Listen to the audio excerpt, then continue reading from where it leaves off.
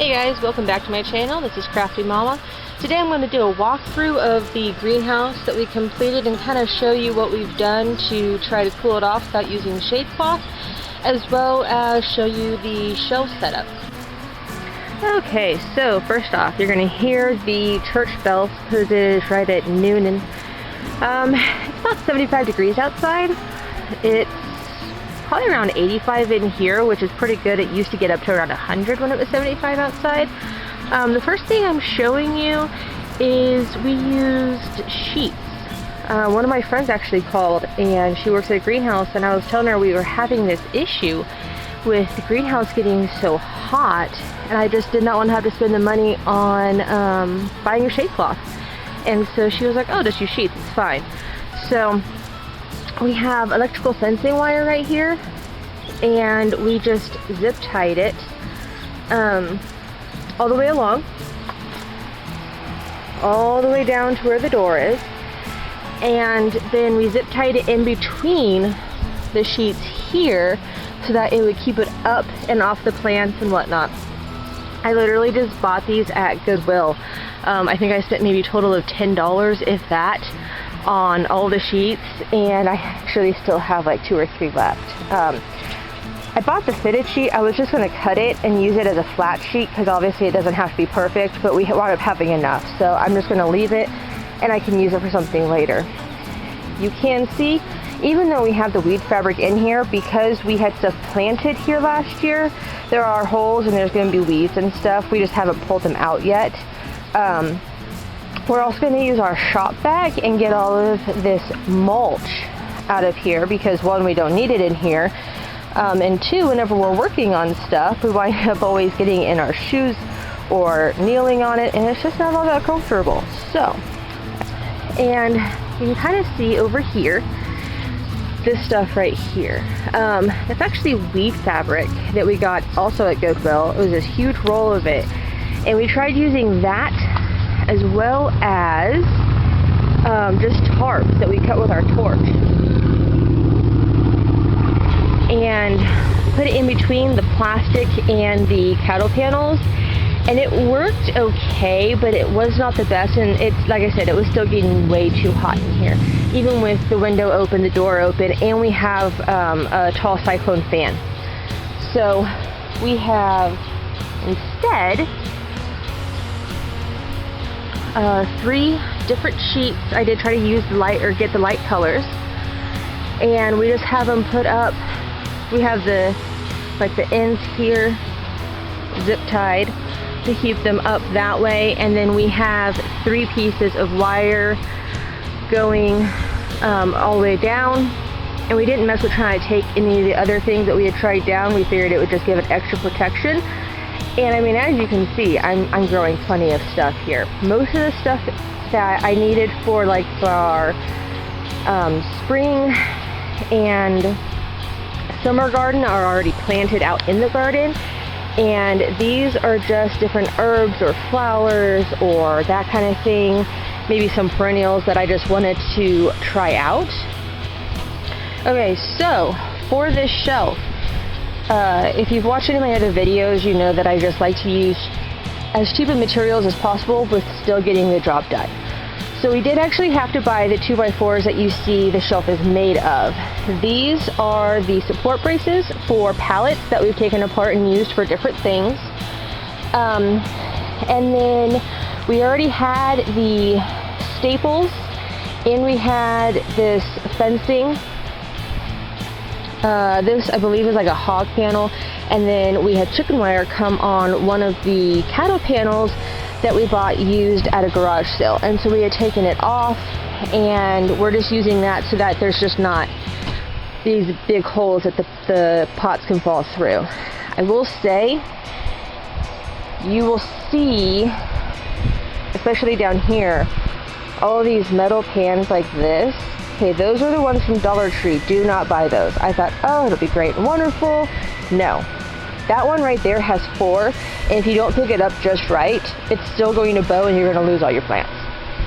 So these are, I think it's Kingsford Ultra Pans or something like that. We got them on like one of the discount racks. I'm gonna look for more of these because these things are stout. Like I can pick it up just with this and on either side and it's gonna stay just fine. So we built it in place, the shelf itself. The bottom one is going to be bigger because I didn't want any open space that things could fall through. And then we're actually going to add another shelf in, if I can get perspective here, right about here probably. Because when I'm watering this top shelf, I'm like 5'7", 5'8". This top shelf is kind of difficult for me to see what I'm doing. So Chris is going to go ahead and just build a second shelf or a third shelf rather here. And then we'll use a top shelf for either storage for like all of our empty containers when we're not using them or something like that.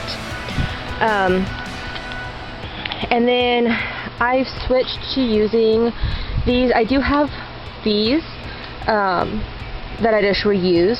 I think I've used this pot probably 4 or 5 times this year just in different things. But I have these. I have these which I've gotten plants from that I always save. These are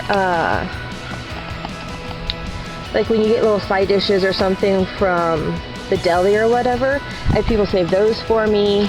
I have some sour cream containers back there.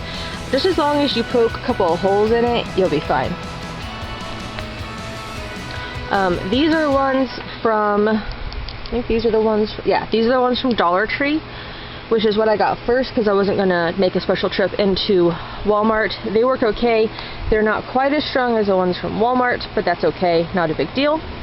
And I'm pretty sure, I don't know if I'll be able to get that angle or not. I'm pretty sure this is marshmallow, not lupine. But I did label, I started out labeling every pot or cup. Then I realized, well, some of those aren't going to come up, so then you can kind of see like, oh, I had a Perkins long okra. Okay, well that didn't come up that time, so I just marked through it. I will clean off the ones that I'm not using at the end of the year with like rubbing alcohol. But so yeah, I just put them in there. If you have them flat, you can bottom water them. And I think in the greenhouse it would probably be fine. I noticed downstairs when I was bottom watering it, I would get a little bit of mold on the top, which I wasn't comfortable with.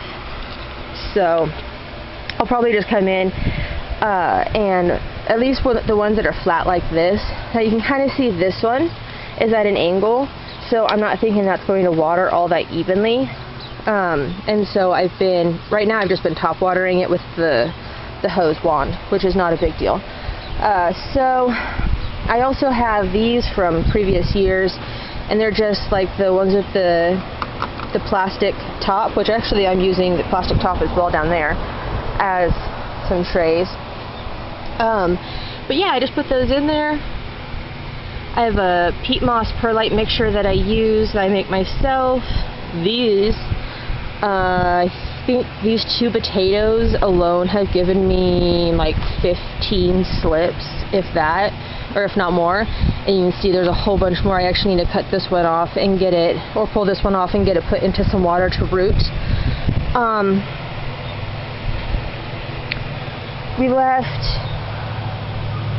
the bottom open so we can put, as we're getting things, because we usually at the end of the season buy mulch or peat moss or whatever on sale, and then we can store it in here over the winter time.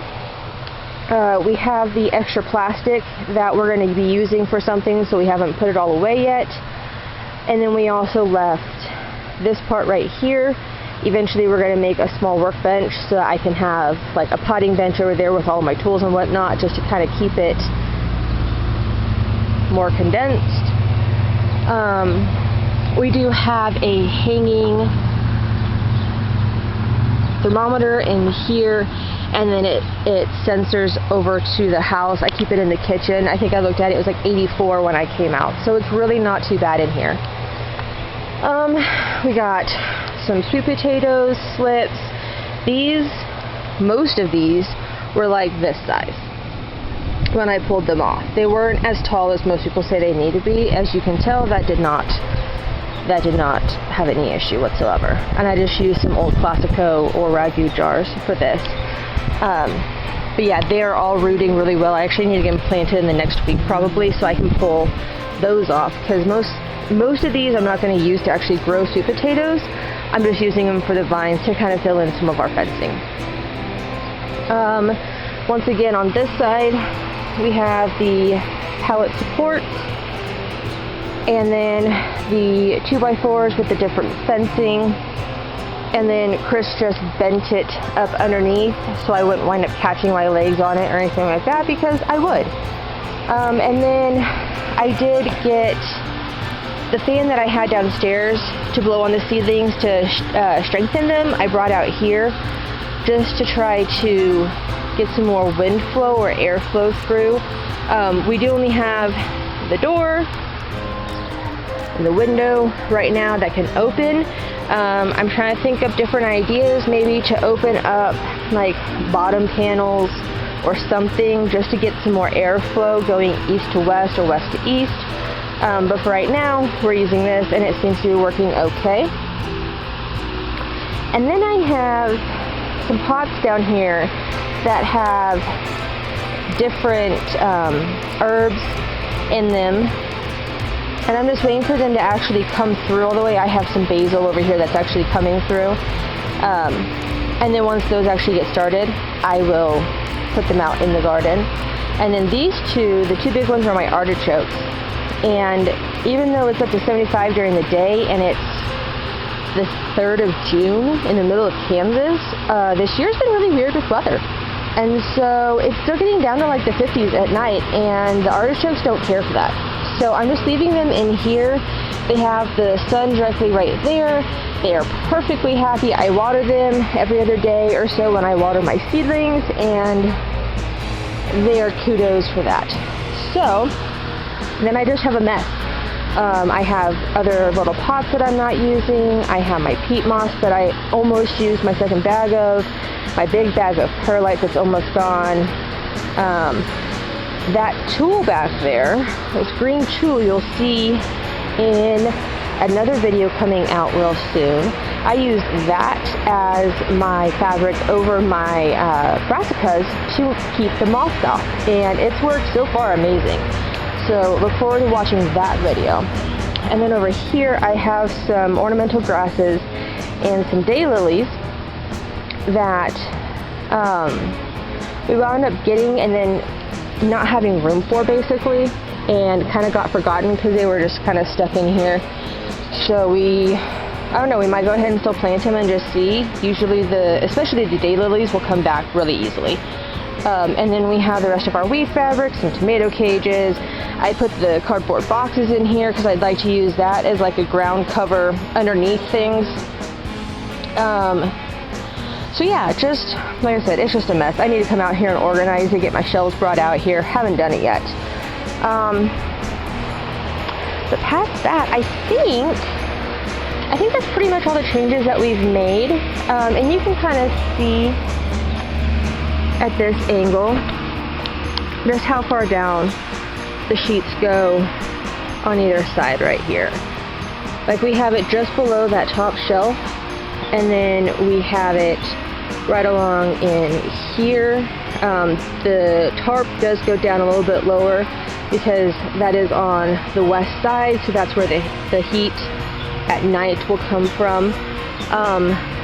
And I'm, being in here for, I don't know, 20-30 minutes doing this, I am getting a little sweaty, but it's not that bad. And because there's no direct sun, I'm not having to worry about my plants like wilting. I mean, you saw the green plants in there that have come up. They're perfectly fine. They are happy. And then if we don't get storms or it's not going to get down too awful low, we do leave the door, window, and fan going and open, respectively.